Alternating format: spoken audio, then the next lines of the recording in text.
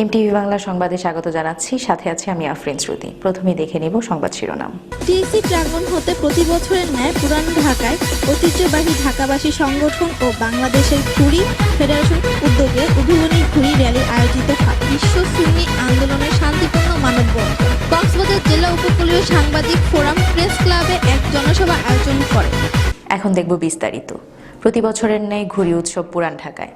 প্রতিবেদন করেছেন নুসরাত, ক্যামেরায় রায়হান। হৃদয়ের ঢাকা আমাদের ঢাকা স্লোগানকে সামনে রেখে ঢাকঢোল বাজিয়ে রং বেরঙের ঘুড়ি নিয়ে আজ অতি উৎসাহ ও উদ্দীপনার সাথে উদযাপিত হলো পৌষ ও সংক্রান্তি সংক্রান্তির উৎসব ঘুড়ি র্যালি। টিএসসি প্রাঙ্গণ হতে প্রতি বছরের ন্যায় পুরান ঢাকায় ঐতিহ্যবাহী ঢাকাবাসী সংগঠন ও বাংলাদেশের ঘুড়ি ফেডারেশন উদ্যোগে উদ্বোধনী ঘুড়ি র্যালির আয়োজিত হয়। তো অনুষ্ঠানের প্রধান অতিথি হিসেবে উপস্থিত ছিলেন মুক্তিযুদ্ধ বিষয়ক মন্ত্রণালয়ের মাননীয় মন্ত্রী জনাব মোজাম্মেল হক এমপি। বিশেষ অতিথি ছিলেন ডেফটেকের প্রতিষ্ঠাতা নির্বাহী ও উদ্ভিদ প্রযুক্তিবিদ ডক্টর ফেরদৌসী বেগম। অনুষ্ঠানটি ঢাকাবাসী সংগঠনের সভাপতি ও বাংলাদেশ ঘুড়ি ফেডারেশনের সভাপতি মোহাম্মদ শুকুর সালেক সভায় সভাপতিত্ব করেন। হাজারীবাগ সহ পুরান ঢাকার আরও অনেক স্থানে বিপুল উৎসাহ উদ্দীপনার মধ্য দিয়ে পারিবারিক ঘুড়ি উৎসবে রং বেরঙের ঘুড়ি আকাশে উড়ে এবং বেলা শেষে এক প্রতিযোগিতার আয়োজন করা হয়। ঘুড়ির মধ্যে ছিল কালাপাহাড়, চোখদার, চুমকিদার সহ বিভিন্ন প্রজাতির ঘুড়ি। বর্তমান বিশ্বে শুধু ভালো পণ্য তৈরি করলে হয় না, বিশ্বকে জানাতে হয় আপনার গল্প।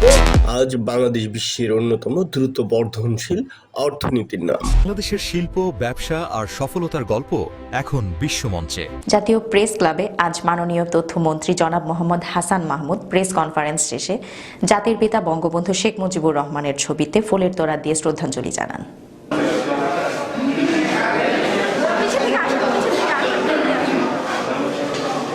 বিশ্ব সুন্নি আন্দোলনে শান্তিপূর্ণ মানববন্ধন। বিস্তারিত জানাচ্ছেন নুসরাত, ক্যামেরায় রায়হান।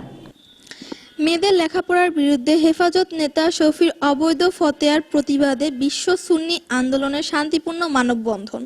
হেফাজত নেতা শফি কর্তৃক মেয়েদের লেখাপড়ার বিরুদ্ধে অবৈধ ফতোয়ার প্রতিবাদে ঢাকা প্রেস ক্লাব প্রাঙ্গণে বিশ্ব সুন্নি আন্দোলন ও বিশ্ব ইনসানিয়াত বিপ্লবে বাংলাদেশ ঢাকা মহানগর শাখায় উদ্যোগে এক মানববন্ধন করা হয়। মানববন্ধনে সভাপতিত্ব করেন মানব শেখ হানিফ। মেয়েদের লেখাপড়ার বিরুদ্ধে শফির ইসলাম বিরুদ্ধে ওহাবিবাদী বক্তব্যের প্রতি ঘৃণা জানিয়ে বক্তাগণ বলেন, মেয়েদের লেখাপড়ার বন্ধের জন্য ওহাবি নেতা শফির আহ্বান ইসলাম বিরোধী ও রাজনৈতিক বিরোধী ও জীবন ধ্বংসাত্মক অপরাধ। স্মারকলিপি জনসভা থেকে রিপোর্ট করছেন নুসরাত, ক্যামেরায় রায়হান। উপকূলীয় মন্ত্রণালয় প্রতিষ্ঠার দাবিতে গণপ্রজাতন্ত্রী বাংলাদেশ সরকারের মাননীয় প্রধানমন্ত্রীর কাছে স্মারকলিপি দিয়ে কক্সবাজার জেলা উপকূলীয় সাংবাদিক ফোরাম প্রেস ক্লাবে এক জনসভা আয়োজন করে। জনসভায় উপস্থিত ছিলেন কক্সবাজার জেলা উপকূলীয় সাংবাদিক ফোরাম এর সভাপতি ইকবাল বাহার চৌধুরী। আরও ছিলেন প্রতিষ্ঠানের সাধারণ সম্পাদক মোহাম্মদ হোবাইব সজীব। জনসভায় বক্তাগণ বলেন, উপকূলের 4 কোটি উপকূলীয় জনগণের কথা সহৃদয় বিবেচনা করে উপকূলীয় মন্ত্রণালয় প্রতিষ্ঠা, যা তাদের ন্যায্য দাবি। এখন বিদায় নিচ্ছি, পরবর্তী সংবাদ দেখার আমন্ত্রণ রইল। আর আপনি আপনার মতামত লিখে জানাতে পারেন এই ঠিকানায়: MTV Bangla, 168 Wazuddin tower, Hatirpool, Dhanmondi, Dhaka 1205।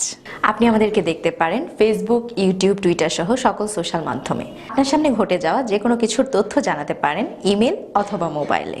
Email mtvbdinfo@gmail.com, mobile 017157794448। সর্বত্র সবসময় Clear Vision, Advanced Production.